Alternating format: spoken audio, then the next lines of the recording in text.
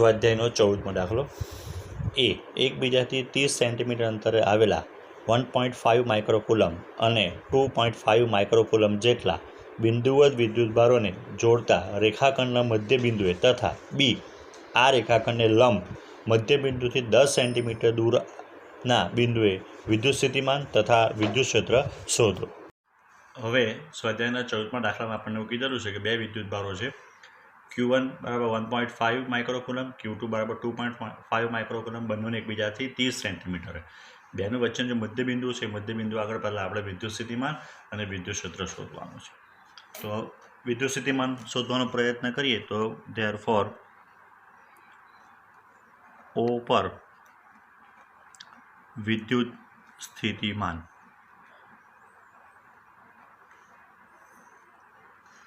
તો therefore VO equals to KQ1 upon R1 plus KQ2 upon R2.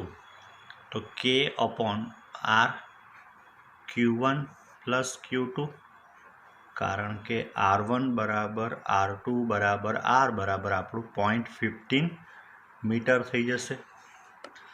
મધ્યબિંદુ કીધેલું છે એટલે હવે બધી વેલ્યુ અંદર મૂકી દઈએ તો K એટલે 9 × 10⁹ R એટલે 0.15, આ થઈ ગયું 1.5 પ્લસ આ થઈ ગયું Q2 બરાબર 2.5. આ બંને માઇક્રોકુલમમાં છે એટલે 10⁻6 કુલમ કરવું પડશે. એટલે આ બધાનો આન્સર આપણે છેલ્લે એ 2.4 × 10⁵ વોલ્ટ. વિદ્યુત ક્ષેત્ર શોધવા માટે અહીંયા આપણે ધારો કે એકમ ધન વિદ્યુતભાર મૂકીએ. આવે ધન વિદ્યુતભાર અપાકર્ષણ લાગવાનું એટલે E1ની દિશા આ બાજુ આવવાની, A થી B અથવા Q1 to Q2 તરફની આવવાની. અહીંયા આપણે પાછો એકમ ધન વિદ્યુતભાર મૂકીએ AB પ્લસ, અહીંયા આપણે એકમ ધન વિદ્યુતભાર મૂકીએ AB પ્લસ, એટલે અપાકર્ષણ એટલે E2 આ દિશામાં આવવાનું. હવે જ્યારે O પર પરિણામી વિદ્યુત ક્ષેત્ર શોધવા જઈએ તો પરિણામી વિદ્યુત ક્ષેત્ર આપણે શોધવા માટે બેમાંથી કોનું મૂલ્ય વધારે છે.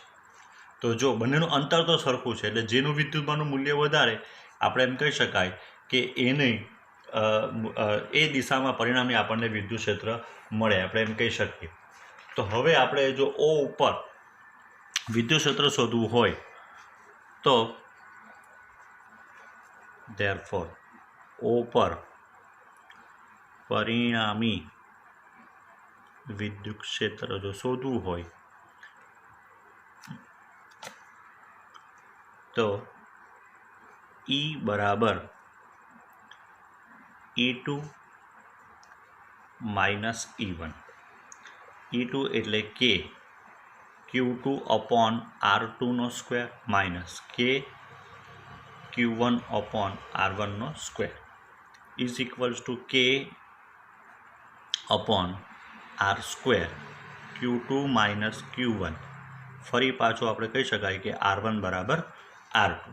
હવે બધી વેલ્યુ મૂકી દઈએ અંદર તો K બરાબર 9 × 10⁹ R એટલે 0.15નો સ્ક્વેર, આ 2.5 માઇનસ 1.5 × 10⁻6 કુલમ. તો હવે Eનો જે ફાઇનલ આન્સર આપણને મળવાનો એ 4 × 10⁵ વોલ્ટ પર મીટર. એ જો સદિશ સ્વરૂપે લખીએ આપણે તો સદિશ સ્વરૂપે 4 × 10⁵ એની જે દિશા આવવાની એ દિશા Q2 બરાબર 0.5 માઇક્રોકુલમથી Q1 બરાબર 1.5 માઇક્રોકુલમ તરફની ને એટલા કેટલા આવશે વોલ્ટ પર મીટર. એટલે આપણે જે આકૃતિ દોરેલી છે એ આકૃતિમાં આપણે બતાવી શકીએ તો પરિણામી Eની દિશા જે છે એ આ આવવાની. મધ્યબિંદુ O થી 10 સેન્ટીમીટર અંતર આવેલા બિંદુ P આગળ આપણે વિદ્યુત સ્થિતિમાન અને વિદ્યુત ક્ષેત્ર શોધવાનું છે. તો આપણને આ અંતર નથી ખબર. આપણને આ ખબર છે મધ્યબિંદુથી Q1 અને Q2નું અંતર 15 સેન્ટીમીટર અને મધ્યબિંદુથી Pનું અંતર એ 10 સેન્ટીમીટર. તો પાયથાગોરસ વાપરીને આપણે બિંદુ Pનું Q1 અને Q2થી અંતર R ધારી લઈએ. R1 અને R2 બરાબર R. તો એ અંતર આપણને મળી જશે પાયથાગોરસની મદદથી કે વર્ગમૂળમાં 15² વત્તા 10² એટલે 18 સેન્ટીમીટર એટલે 0.18 મીટર. તો હવે આપણે Q1 અને Q2ના મધ્યબિંદુથી 10 સેન્ટીમીટર અંતર આવેલા બિંદુ P આગળ વિદ્યુત સ્થિતિમાન શોધવું હોય તો VP બરાબર V1 પ્લસ V2, તો KQ અપોન R એટલે KQ1 upon R1 plus KQ2 upon R2. Value મૂકી દે કે કોમન કાઢીને તો 9 × 10⁹. R અને R1 R2 બંને સમાન છે 0.18. Q1 પ્લસ Q2 થવાનું જે આપણે આગળ જોઈ ગયા, અથવા આપણે અહીંયા લખવું હોય તો K upon R Q1 plus Q2. તો હવે 9 × 10⁹ અપોન 0.18 1.5 પ્લસ 2.5 10⁻⁻6 માઇક્રોકોલમમાં ફેરવીએ એટલે માઇક્રોકોલમમાંથી કોલમમાં ફેરવીએ એટલે તો એનો આન્સર આપણને મળશે 2 × 10⁵ વોલ્ટ. હવે ઇમ્પોર્ટન્ટ વસ્તુ જે છે એ વિદ્યુત ક્ષેત્ર શોધવાનું, અને તે પણ ખાસ કરીને વિદ્યુત ક્ષેત્રની દિશા શોધવાની. તો વિદ્યુત ક્ષેત્રનું મૂલ્ય તો બહુ ઇઝીલી આપણને મળી જશે. કેવી રીતના? તો આપણે જોઈ શકીએ કે ભાઈ Q1 ને લીધે વિદ્યુત ક્ષેત્ર, તો વિદ્યુત ક્ષેત્ર શોધવા માટેનું સૂત્ર છે E1 બરાબર KQ1 અપોન R1 સ્ક્વેર. એટલે અહીંયાથી આપણે અંતર તો ઓલરેડી શોધી કાઢ્યું છે. તો 9 × 10⁹ મલ્ટીપ્લાઇડ બાય 1.5 10⁻⁻6 Q1ની કિંમત 0.18 વર્ગ એટલે 4.16 10⁵ વોલ્ટ. અને એ જ પ્રમાણે આપણે Q2 શોધી કાઢીએ. E2 Q2નું વિદ્યુત ક્ષેત્ર E2 P બિંદુ પાસે, તો E2 બરાબર KQ2 અપોન R2 સ્ક્વેર. તો 9 × 10⁹ 2.5 10⁻⁶ 0.18નો સ્ક્વેર. તો એનો જે આપણને આન્સર મળશે એ આન્સર આપણને આવશે કે 6.94 10⁵ વોલ્ટ પર મીટર. હવે શું ઇમ્પોર્ટન્ટ વસ્તુ છે? દિશા શોધવાની વિદ્યુત ક્ષેત્રની. પહેલી એક વસ્તુ બરાબર છે, Q1 બરાબર Q2 નથી એટલે ડાયપોલ કે એવું કંઈ બનતું નથી. બીજું, વિદ્યુત ક્ષેત્રનું આપણે મૂલ્ય જોયું તો Q1 લીધે વિદ્યુત ક્ષેત્ર મળતું છે 4.16 એટલે 4 પોઈન્ટ સમથિંગ × 10⁵, અને E2નું વેલ્યુ છે 6.9 એટલે લગભગ ઓલમોસ્ટ 7 10⁵. એટલે E1 કરતાં E2ની વેલ્યુ વધારે છે. એટલે જ્યારે આપણે સદિશ સ્વરૂપે દર્શાવવું હોય તો ત્યારે આપણે એ બાબતનું ધ્યાન રાખવું પડશે. ધારો કે Q1નું વિદ્યુત ક્ષેત્ર આપણને જે મળવાનું, તો Q1નું વિદ્યુત ક્ષેત્ર જે છે તે આ દિશામાં મળશે, ધન વિદ્યુતભાર છે બંને, એટલે એની દિશા આપણને આ રીતે મળવાની. સપોઝ હું આને આ થઈ ગયો આપણો E1.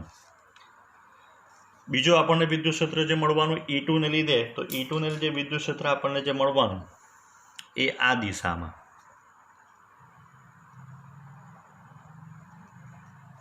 આના કરતાં E2ની વેલ્યુ વધારે છે, એટલા માટે આપણે કહી શકાય કે E2નો સદિશ આપણે થોડો મોટો દોરવો પડે. આ બંનેનું જો પરિણામી શોધવું હોય તો આપણે સમાંતર બાજુ ચતુષ્કોણનો નિયમ લગાડવો પડે. આને સમાંતર બાજુ ચતુષ્કોણનો નિયમ લગાડવા માટે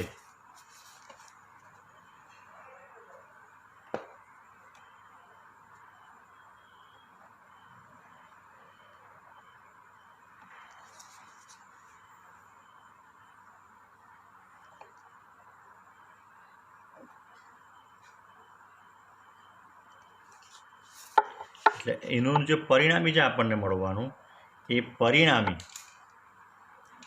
વિદ્યુત ક્ષેત્ર જે આપણને મળશે એ પરિણામી વિદ્યુત ક્ષેત્ર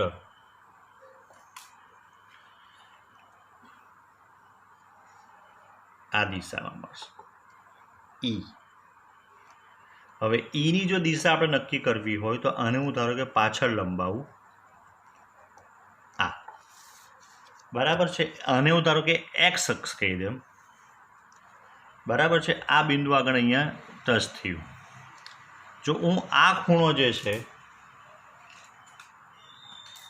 આ ખૂણો એને હું આલ્ફા ગણું તો આ ખૂણો જે છે એ થવાનો 180 માઇનસ આલ્ફા. એટલે આપણે એમ કહી શકાય, આપણે મોટે ભાગે ખૂણો વિષમગણિત દિશામાં દોરીએ, એટલે કે એક્સ અક્ષ સાથે અહીંયા આપણે એમ કહી શકાય કે 180 માઇનસ આલ્ફા ખૂણો બનાવતી દિશામાં છે.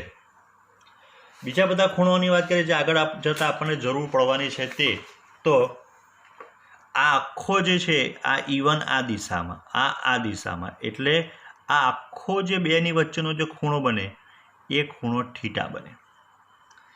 એ ખૂણો થીટા બનવાનો એનો અર્થ હવે એમ થાય કે આ બે જે ખૂણા જે છે, આ ખૂણો અને આ ખૂણો એ θ/2 થવાનો,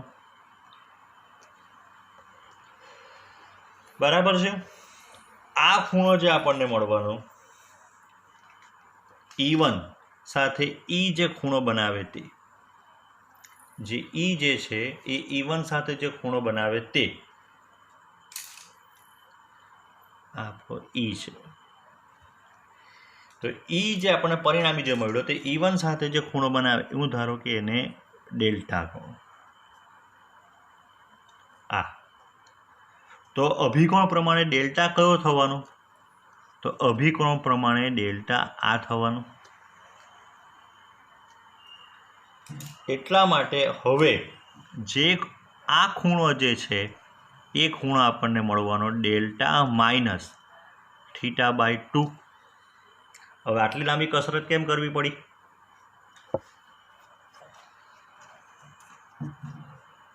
આ ખૂણો ડેલ્ટા થશે, આ અહીંયા આવ્યું આમ ને આ, એટલે ડેલ્ટા આપણે ખોટો દોર્યો. ડેલ્ટા જે થશે આયરો આ ખૂણો જે છે તે ડેલ્ટા થશે. જોઈ લઈએ કે આપણને ડેલ્ટામાં ભૂલ પડી હતી. તો જો ડેલ્ટા આ લાઈન જે છે તે એને આ, એટલે આ બે વચ્ચેનો અભિકોણ થવાનો ડેલ્ટા. તો આખો ખૂણો જો ડેલ્ટા હોય ને એમાંથી આટલો ખૂણો જો આવ્યો એ θ/2 તો આ બેની વચ્ચેનો જે આ બે લાઈન દેખાય જે એરો એ હવે એ ડેલ્ટા માઇનસ θ/2 થવાનો. એ કેમ શોધ્યો? તો જો આ ખૂણો તો 90 અંશ છે આપણને ખબર છે. જો આપણને આ ખૂણો મળી જાય તો 3 ખૂણોનો સરવાળો 180 થાય. તો આપણને આલ્ફા મળી જાય, અને આલ્ફા આપણે 180માંથી બાદ કરીએ તો આપણને શું મળી જાય? તો આપણને એમ કહી શકાય કે સદિશ એની દિશા મળી જાય.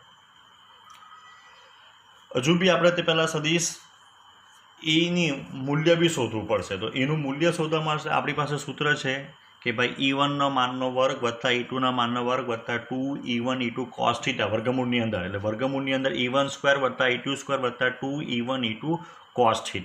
એટલે પહેલાં તો આપણને કોણ જોશે? cos θ. તો cos θ શોધતા પહેલાં આપણે શું શોધીએ? તો જો આ જે આપણે બિંદુ P એ O જે ત્રિકોણ લે તેમાં આ θ/2 થવાનું. એનો ટેન્જન્ટ લઈએ તો આપણને સામેની બાજુ ભાગ્યા પાસેની બાજુ મળી જવાની. એટલે આપણે જો હવે ગણતરી કરીએ તો ધેરફોર આપણે એમ કહી શકાય કે ત્રિકોણ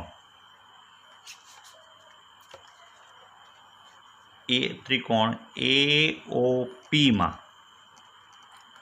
ટેન્જન્ટ θ/2 ઇઝ ઇક્વલ્સ ટુ, તો ટેન્જન્ટ θ/2 શું થવાનું? તો ટેન્જન્ટ θ/2 આ દેખાય તો સામેની બાજુ એટલે AO ના છેદમાં OP. AO ના છેદમાં OP.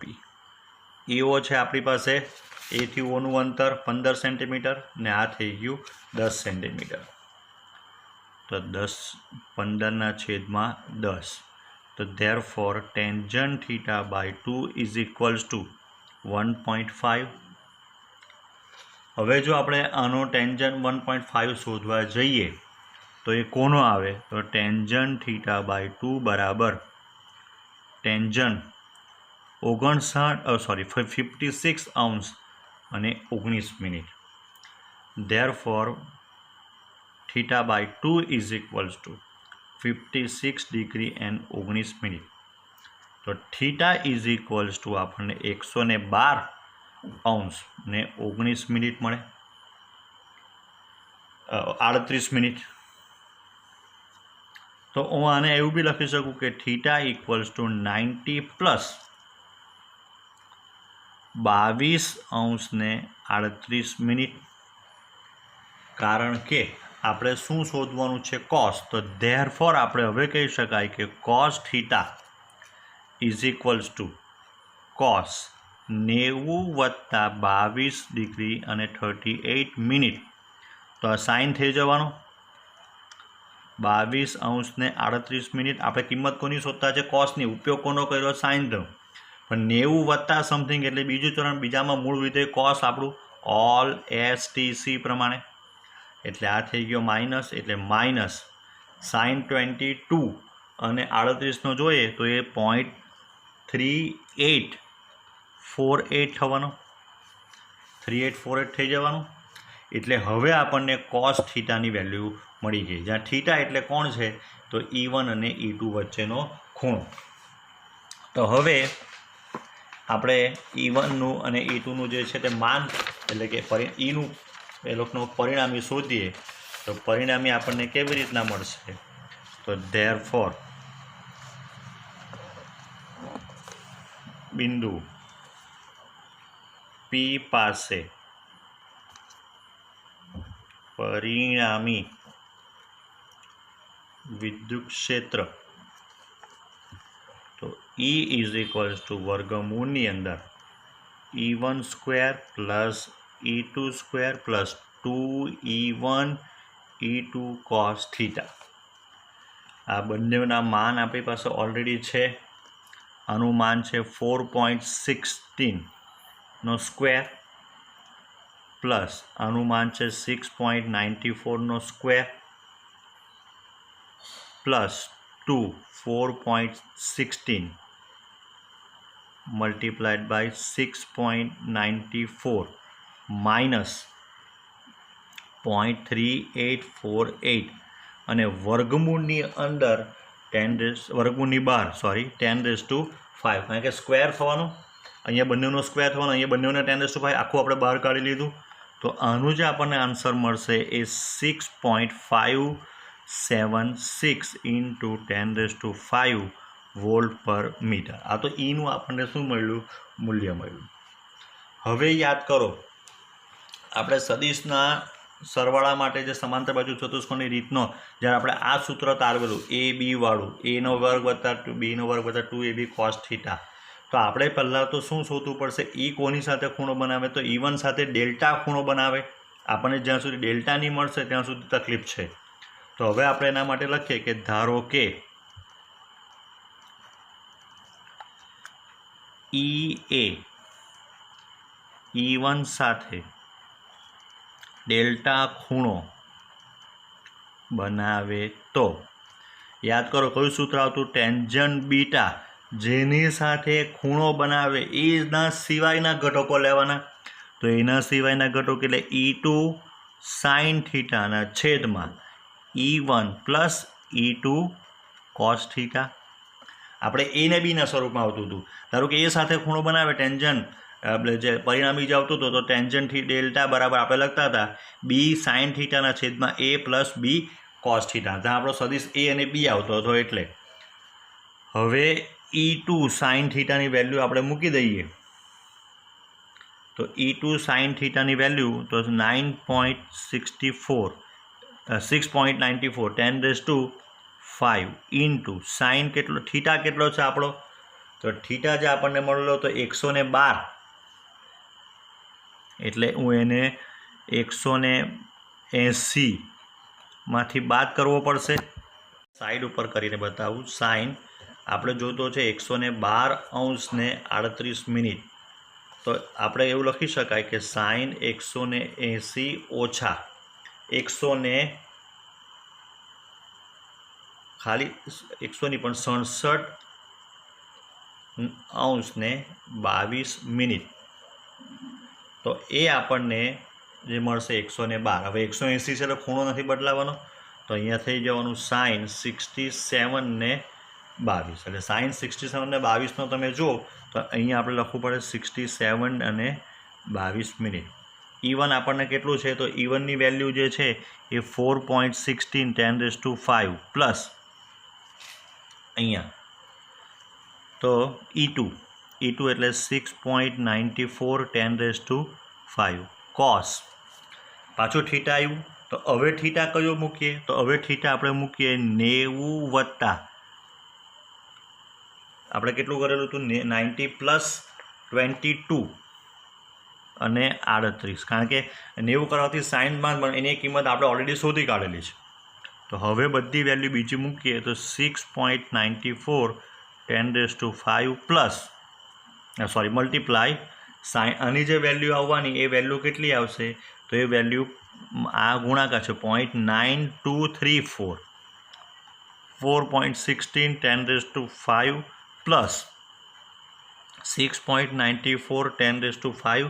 આ માઇનસ આવતું હતું, -0.3848 આપણે શોધેલું હતું. આ બધી તમે ગણતરી કરો એટલે tangent delta is equals two તમને મળશે 4.301 અને ધેરફોર એના ઉપરથી તમે ડેલ્ટા શોધો તો तो डेल्टा तमने मळशे 76°54'। हवे जे आपणो त्रिकोण हतो ए त्रिकोणनी अंदर आपणे तो डेल्टा माइनस θ/2 पहला करवू पड़शे। तो डेल्टा माइनस θ/2 આપણે કરીએ તો ધેરફોર ધારો કે એ ખૂણાને ફાઈ ગણીએ તો ફાઈ બરાબર ડેલ્ટા માઇનસ θ/2।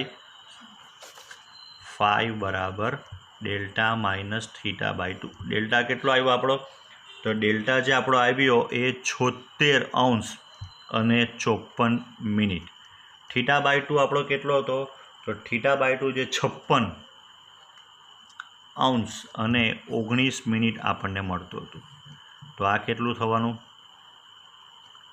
આ 5, આ 3, આ 0 અને આ 2 એટલે 20°35'। ધેરફોર ફાઈ બરાબર 20°35'। હવે જ આપણું ત્રિકોણ જે છે આ ત્રિકોણ કયો? PO ને ધારો કે આને નામ આપીએ M। તો એની અંદર આપણી પાસે આ ખૂણો આવી ગયો 35 સમથિંગ છે, આ ખૂણો આવી ગયો 90 જેટલો, 90 છે તો આલ્ફા મળી જવાનો બરાબર છે। તો આપણે કહી શકાય કે ધેરફોર કયા ત્રિકોણમાં? તો ત્રિકોણ POM માં 180 બરાબર 90 + ફાઈ + આલ્ફા। પાછું એકવાર જોઈ લઈએ। આ ખૂણાને આપણે ફાઈ કીધો, અહીંયા બી લખી દે ધારો કે ફાઈ બરાબર, તો ફાઈ બરાબર ડેલ્ટા માઇનસ θ/2। તો આ ખૂણો ફાઈ + 90 + આલ્ફા બરાબર 180 થાય। તો ધેરફોર આપણે કહી શકાય કે 90 બરાબર ફાઈ + આલ્ફા। તો therefore alpha is equals to 90 - phi.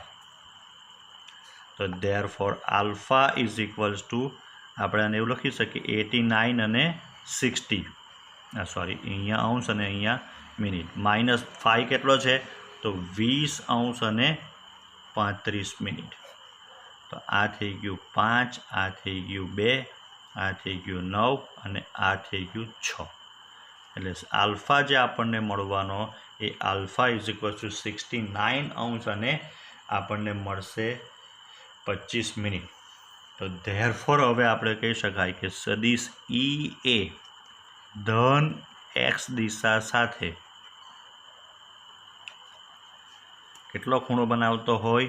180 - alpha બરાબર, તો 180 - આલ્ફા કરીએ આપણે તો એ કેટલું થાય? તો એ આ રીતે થાય 179°60' માઇનસ 69° અને 25' બરાબર 110°35' જેટલો ખૂણો બનાવતી દિશામાં હશે।